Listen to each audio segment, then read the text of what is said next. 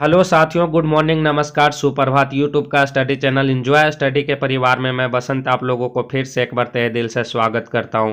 साथियों, आज जो हम लोग देखेंगे वो देखेंगे झारखंड का जीके जीएस, जो ऑब्जेक्टिव मल्टीपल चॉइस क्वेश्चन होगा। वो झारखंड का हर प्रतियोगिता परीक्षा के दृष्टिकोण से, हर परीक्षाओं की दृष्टि से ये महत्वपूर्ण होने वाला है, जो बार बार पूछे जाते हैं। साथियों, क्या किया जाता है? बार बार पूछे जाते हैं। अगर हम उन परीक्षाओं के बारे में बात करें तो जैसे JPSC, JSSC, SI, CGL, IRB, constable इत्यादि वगैरह के प्रतियोगिताओं परीक्षाओं की दृष्टि से यह बहुत महत्वपूर्ण होने वाला है साथियों। इसलिए यह वीडियो को एक बार अंत तक जरूर देखें। अगर हमारा चैनल पे नया होंगे तो प्लीज़ हमारा चैनल को सब्सक्राइब करें और वीडियो अच्छा लगा होगा तो लाइक करें। आप लोग को ज़्यादा समय ना प्रश्न देखेंगे, वो हम लोग का जो पहला प्रश्न दिया गया है वो दिया गया है कि कनाड़ा बांध कौन सा बांध साथियों? कनाड़ा बांध किस नदी पर स्थित है, या तो किस नदी पर है? तो जो कनाड़ा बांध है वो किस नदी पर है हम लोग देखते हैं। तो ऑप्शन नंबर ए में जो दिया गया है साथियों, वो दिया गया है मयूराक्ष नदी। ऑप्शन नंबर बी में दिया गया है स्वर्णलेखा नदी। सी में दिया गया है दामोदर नदी। और सी में जो ऑप्शन नंबर डी में जो ऑप्शन है वो नन ऑफ दिस, इनमें से कोई नहीं ऑप्शन है। तो जो इस क्वेश्चन का राइट आंसर होगा साथियों, वो हम लोग का होगा ऑप्शन नंबर ए। जो कनाड़ा बांध है वो मयूराक्ष नदी पर स्थित है। कहाँ है साथियों? मयूराक्ष नदी पर। तो इस क्वेश्चन का जो प्रश्न ऑप्शन नंबर ए होगा, राइट आंसर होगा। उसके बाद हम लोग देखेंगे अगला क्वेश्चन, और देखेंगे अगला क्वेश्चन में क्वेश्चन नंबर 2। क्वेश्चन नंबर 2 में दिया गया है साथी कि झारखंड का कहाँ का? झारखंड का जो बेतला राष्ट्रीय उद्यान है, क्या है? बेतला राष्ट्रीय उद्यान किस वन्य प्राणी के लिए प्रसिद्ध है? तो जो बेतला राष्ट्रीय उद्यान है वो किस वन्य प्राणी के लिए प्रसिद्ध है वो हम लोग जानेंगे इसको। तो ऑप्शन नंबर ए में दिया गया है कि बाघ से प्रसिद्ध है, या शेर से प्रसिद्ध है, या हाथी से प्रसिद्ध है, या घोड़ा से प्रसिद्ध है। तो जो बेतला राष्ट्रीय उद्यान है साथियों, इस प्रश्न का जो राइट आंसर होगा वो होगा ऑप्शन नंबर ए। कौन सा? Option number A. यानी कि जो बेतला राष्ट्रीय उद्यान है वो बाघ प्राणी से प्रसिद्ध है साथियों। उसके बाद हम लोग देखेंगे प्रश्न नंबर 3, और प्रश्न नंबर 3 में दिया गया है कि जो गंगा नदी है, झारखंड की गंगा नदी किस जिले से गुजरता है? यानी कि झारखंड की जो गंगा नदी है, झारखंड में गंगा नदी है, वो कौन से जिले से गुजरती है?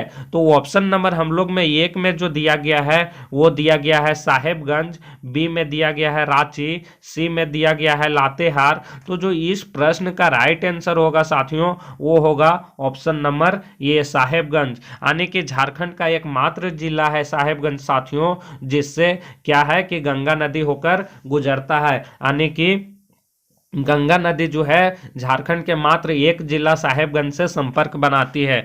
ये इस प्रश्न में मात्र 3 ही ऑप्शन है साथियों। उसके बाद हम लोग अगला प्रश्न देखेंगे, और अगला प्रश्न हम लोग देखेंगे प्रश्न नंबर 4। और प्रश्न नंबर 4 में दिया गया है साथियों कि लावालौंग, क्या साथियों? लावालौंग अभयारण्य झारखंड के कौन से जिले में स्थित है? तो जो लावालौंग अभयारण्य है वो झारखंड के कौन से जिले में स्थित है? तो इस प्रश्न का जो ऑप्शन नंबर ए में दिया गया है वो क्या दिया गया है? चतरा, बी में दुमका, सी में गुमला, और डी में लातेहार।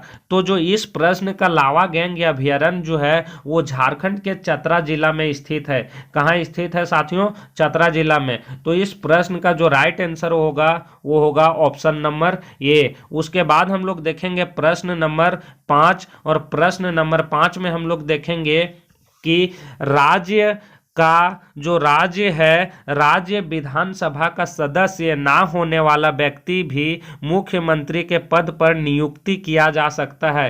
कि अगर कोई भी व्यक्ति विधानसभा का सदस्य नहीं है वो भी क्या है कि मुख्यमंत्री पद पे नियुक्ति किया जा सकता है। लेकिन इसके लिए आवश्यक है कि वह निर्धारित अवधि के भीतर राज्य का विधानसभा का सदस्य निर्वाचित हो जाए, या निर्धारित अवधि क्या है? कहने का मतलब है साथियों कि कोई भी अगर सदस्य है वो मुख्यमंत्री के पद पर नियुक्ति किया जा सकता है अगर वो विधानसभा का सदस्य नहीं है फिर भी, लेकिन वो कुछ समय कंडीशन होता है कि कुछ समय के भीतर क्या होना है उसको, कि कोई विधानसभा के सीट पर उसे निर्धारित यानी कि निर्वाचित हो जाना चाहिए। तो वो जो निर्धारित समय है साथियों, वो ऑप्शन नंबर ए में दिया गया है 3 माह, बी में दिया गया है 6 माह, सी में दिया गया है 9 माह और ऑप्शन नंबर डी में दिया गया है 1 वर्ष। तो जो इस प्रश्न का सही उत्तर है साथियों वो है ऑप्शन नंबर बी। क्या है साथियों? ऑप्शन नंबर बी, यानी कि उस व्यक्ति को क्या है कि 6 महीने के भीतर किसी भी विधानसभा के पद पर निर्वाचित हो जाना आवश्यक है, तभी वह मुख्यमंत्री के पद पर रह सकता है। उसके बाद हम लोग देखेंगे प्रश्न नंबर 6, और प्रश्न नंबर 6 में दिया गया है साथियों कि जो मुख्यमंत्री की नियुक्ति है वो किसके द्वारा की जाती है, वो किसके द्वारा की जाती है, अर्थात मुख्यमंत्री की नियुक्ति किसके द्वारा की जाती है।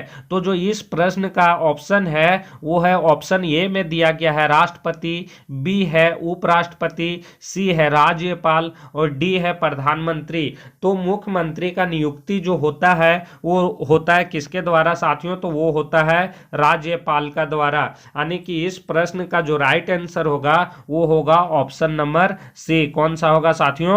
ऑप्शन नंबर सी इस प्रश्न का राइट आंसर होगा। उसके बाद हम लोग देखेंगे प्रश्न संख्या 7, और प्रश्न संख्या 7 में दिया गया है कि झारखंड के बिरसा आंदोलन का मुख्य केंद्र किस जिले में स्थित है, यानी कि झारखंड के बिरसा आंदोलन का मुख्य केंद्र किस जिले में स्थित है। तो ऑप्शन नंबर ए में दिया गया है खूंटी, बी में दिया गया है लातेहार, सी में दिया गया है चतरा और डी में दिया गया है साथियों दुमका। तो जो इस प्रश्न का राइट आंसर होगा वो होगा ऑप्शन नंबर ए, यानी कि जो बिरसा आंदोलन का मुख्य केंद्र है वो खूंटी में स्थित है। तो इस प्रश्न का राइट आंसर होगा साथियों ऑप्शन नंबर ए। उसके बाद हम लोग देखेंगे प्रश्न संख्या 8, और प्रश्न संख्या 8 में दिया गया है कि राज्यों में जल संरक्षण के लिए डोभा निर्माण किस वर्ष शुरू किया गया है, यानी कि राज्यों में जल संरक्षण के लिए डोभा निर्माण जो है वो किस वर्ष शुरू किया गया है। तो ये हम लोग देखेंगे कि ऑप्शन नंबर ए में दिया गया है ऑप्शन नंबर ए में दिया गया है 2011, ऑप्शन नंबर बी में दिया गया है 2013, ऑप्शन नंबर सी में दिया गया है 2016 और ऑप्शन नंबर डी में दिया गया है साथियों 2018। तो जो इस प्रश्न का राइट आंसर होगा साथियों वो होगा ऑप्शन नंबर सी, यानी कि झारखंड में जल संरक्षण के लिए डोभा निर्माण का शुरुआत 2016 से किया गया है। तो इस प्रश्न का right answer option number C होगा साथियों। उसके बाद हम लोग देखेंगे प्रश्न संख्या 9, और प्रश्न संख्या 9 में दिया गया है कि पारसनाथ पहाड़ी झारखंड के किस जिले में स्थित है। तो ये प्रश्न बहुत महत्वपूर्ण भी है साथियों और बहुत आसान भी है। तो हम लोग का जो पारसनाथ पहाड़ी है वो किस जिले में स्थित है वो देखेंगे। तो ऑप्शन ए में दिया गया है गिरिडीह, बी में दिया गया है लातेहार, सी में दिया गया है कोडरमा और डी में दिया गया है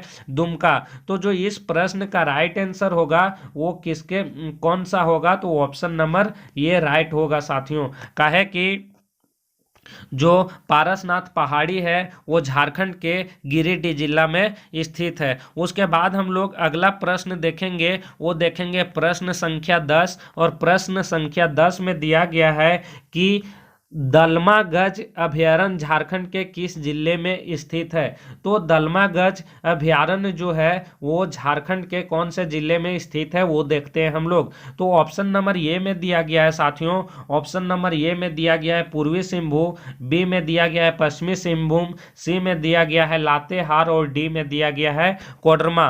तो जो इस प्रश्न का राइट आंसर होगा वो होगा ऑप्शन नंबर ए, यानी कि जो दलमा गज अभयारण्य अभ्यारण्य है वो झारखंड के पूर्वी सिंहभूम जिला में स्थित है। तो इस प्रश्न का राइट आंसर होगा ये साथियों। और आज हम लोग देखेंगे यहीं तक। तब तक के लिए आप बने रहिए, स्वस्थ रहिए, मस्त रहिए। हमारा वीडियो अच्छा लगा होगा तो प्लीज़ लाइक कीजिएगा। आप लोग का अगर किसी प्रकार का सुझाव होगा तो अपना सुझाव कमेंट बॉक्स में दीजिएगा। अगर आप लोग हमारा चैनल पे नया होंगे तो प्लीज़ हमारा चैनल को सब्सक्राइब कीजिएगा।